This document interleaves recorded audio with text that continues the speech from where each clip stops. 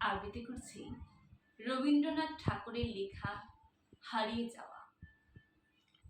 ছোট্ট আমার মেয়ে সঙ্গিনীদের ডাক শুনতে পেয়ে সিঁড়ি দিয়ে নিচের তলায় যাচ্ছিল সে নেমে। অন্ধকারে ভয়ে ভয়ে থেমে থেমে হাতে ছিল প্রদীপ খানি, আঁচল দিয়ে আড়াল করে চলছিল সাবধানে। আমি ছিলাম ছাতে, তারায় ভরা চৈত্র মাসের রাতে। হঠাৎ মেয়ের কান্না শুনে উঠে দেখতে গেলাম ছুটে। সিঁড়ির মধ্যে যেতে যেতে প্রদীপটা তার নিভে গেছে বাতাসেতে। শুধাই তারে, কি হয়েছে বামি? সে কেঁদে কয় নিচে থেকে, হারিয়ে গেছি আমি। তারায় ভরা চৈত্র মাসের রাতে ফিরে গেছি ছাতে।